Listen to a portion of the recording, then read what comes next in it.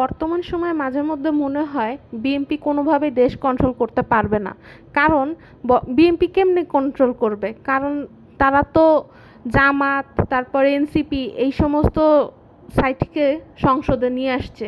আসলে এদের বিএনপির লোকদের হইতে হয়তো আওয়ামী লীগের মতো। আওয়ামী লীগের সময় আওয়ামী লীগের লোকেরাই ভোট দিত, তারাই নির্বাচন করতো, তারাই জয়ী হইতো, তারাই বিজয়ী হইতো, তারাই সংসদের সদস্য হিসেবে আসতো। কিন্তু বিএনপি এখানে তো ভুল করে ফেলছে। বিএনপির লোকজন এখানে তারেক জিয়ার রহমান ভুল করে ফেলছে। সে এখানে এনসিপি, জামাত এদেরকেও দলের সাথে রাখছে।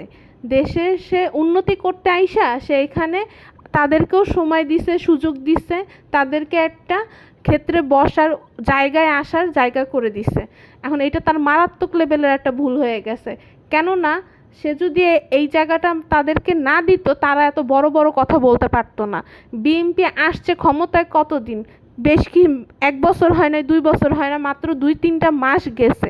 এর মধ্যে তারা দেশের এই জ্বালানি হয়েছে, জ্বালানি নিয়ে এই সংকট হয়েছে, ওই সংকট হয়েছে, কারেন্ট কেন যাচ্ছে এতবার, শিক্ষা ব্যবস্থায় কেন এতটা হইতেছে, সব দোষ বিএনপির।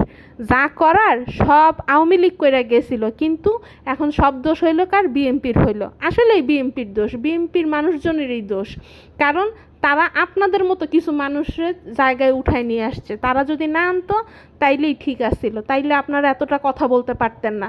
আপনি প্রধানমন্ত্রী তারেক জিয়ার রহমানের নিয়ে যা মন চায় বলেন, অসুবিধা নাই তো। কিন্তু ব্যক্তি জিয়ার রহমানকে, তারেক রহমানকে একটা ফুলের টোকা দিয়ে দেখেন, তাইলেই বুঝতে পারবেন দেশের জনগণ কি করতে পারে। আওয়ামী লীগের সময় কখনো প্রধানমন্ত্রী, কখনো শেখ হাসিনা ওই বলে নাই যে অ্যাম্বুলেন্স চাইতেছে সাইড কইরা দাও, কেউ কখনো মানে গরিবদেরকে ইফতারি করায় নাই। কিন্তু তারেক রহমান তো এগুলো করায়, এগুলো করে। সে এইগুলো মানুষের কাছ থেকে মানে ভোট পাবে সেই আশাই করে নাই। ভোট কিন্তু আগেই গেছে, কিন্তু উনি কিন্তু ভোটের পরেও এইগুলো করে গেছে। তো ওনার মতো একটা মানুষকে নিয়ে যখন আপনারা এই এনসিপি, জামাতের কিছু মানে কি বলবো, মুখের ভাষা খারাপ করতেও দুঃখ লাগে, কষ্ট লাগে। তো আপনাদের মতো কিছু মানুষ যখন ওনার মতো একটা মানুষকে নিয়ে কথা বলেন, তখন আসলেই আফসোস হয় যে দেশটা আসলেই কিছু করতে পারলো না তারেক রহমান।